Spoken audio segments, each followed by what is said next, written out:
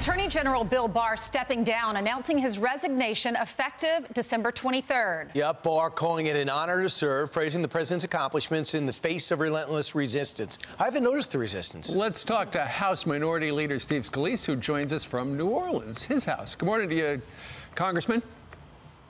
Good morning. Good to see all of you. Good to have you. It's too bad he didn't stick around until the very end, but nonetheless, a lot of people were talking this morning. He did a good job. He didn't get fired at the end, although a lot of people thought he might. Yeah, he got to leave on his own terms and, ready to move on. And look, he served a long time there. He came back to help the Trump administration. And there's a lot to clean up within the Justice Department. Yep. Still is. And I think people would still like to see some resolution to a few of the things outstanding from the last few years. But in the end, he and the president left on good terms, which is most important there. I know that you were tweeting out about Eric Swalwell. You want some answers, and you're asking Nancy Pelosi, did she know about him when she placed him on Intel? Your second question is, why is Eric Swalwell still on the Intel committee? We need answers now. Are you getting any of these answers? No, and in fact, it's alarming. The silence is deafening right now on this Swalwell scandal, where you had a Chinese spy actually have some kind of relationship with him. A lot of people are asking, what was that relationship? How long back does it go? Reports are that it goes back to when he was a councilman, long before he was in Congress, and that the Chinese spy helped bundle money for him, actually helped infiltrate his office, got some other people in his office that were probably spies, and then he gets on the House Intelligence Committee in just his second term, which is very alarming that it doesn't happen that often, that quickly. So the real question there is, did Speaker Pelosi know that he had a relationship with a Chinese spy prior to putting him on the House Intelligence Committee?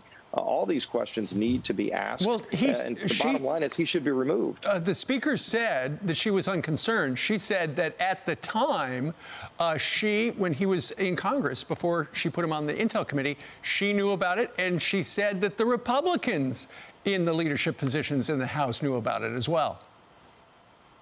Well, first of all, very few people get these private briefings. The bottom line is only Speaker Pelosi puts Democrats on the Intelligence Committee. Our leader, Kevin McCarthy, is the one who puts Republicans on. So Speaker Pelosi is the only one who put him on. And if she did, knowing that he had this relationship with a Chinese spy and that his office had been infiltrated by the spy, that raises serious questions.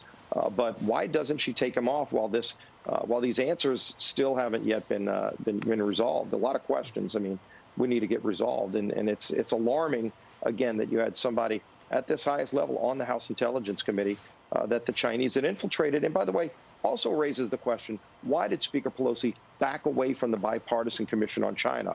We were working on a commission to look into China's wrongdoings on so many fronts, and ultimately Speaker Pelosi backed out. Kevin McCarthy still went forward. Mike McCall put together a great report from that commission, alarming questions that it raises about China. But why did Speaker Pelosi back away from that just a few months ago? And how many others are on that list? Ro Khanna, Tulsi Gabbard were targeted. And Rick Grinnell, when he was D&I director, said last week, he said what he saw, it is just the tip of the iceberg. So we got to get to the bottom of it. Meanwhile, a lot of people in America need to a lot of people. Absolutely. Meanwhile, in America, people are watching right now to see if you guys are going to get anything done on a bipartisan level to get some aid to the people while these mayors and governors haphazardly shut down businesses and livelihoods. So I understand you got two bills. It's broken up into two bills. One's $748 billion, and the other's $160+ billion. The $740 billion you guys kind of agree on. What you don't agree on is money to the states, and you don't agree on liability insurance for businesses. So are you gonna pass anything I mentioned? We need to get it done. And look, going back to September, we've been raising the issue of another round of paycheck protection loans just for those small businesses like you had on earlier. The heartbreaking stories where these governors are just crushing these businesses. Well, that has 300. This bill has $300 billion for PPP. We have money in that, and that should have been passed back in September. And for whatever reason, the speaker held that up. But at the end of the day, we need to get this done. They need to stop demanding ridiculous things like bailing out failed states. And then they were trying to give checks to people here illegally in the country. I mean, $1,200 checks to people here illegally, but no money for these small businesses. It's got to change.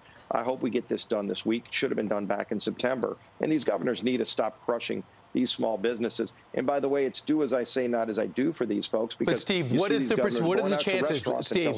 What are the odds of this passing before Friday? If you put it on the floor today, the things you mentioned that we agree on, it would pass overwhelmingly. And that's why Speaker Pelosi needs to stop playing games on the things we disagree on. Bring the things to the floor we agree upon. Let's help these small businesses and families. Well, Mitch McConnell has to do the same thing. It would get done. But Mitch McConnell has to do the same he's thing. Got to wait he on has the votes. Done.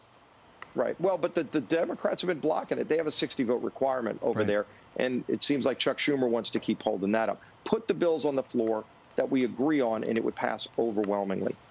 Because then everybody would be on the record. All right. Thank you for going on the record, Steve Scalise.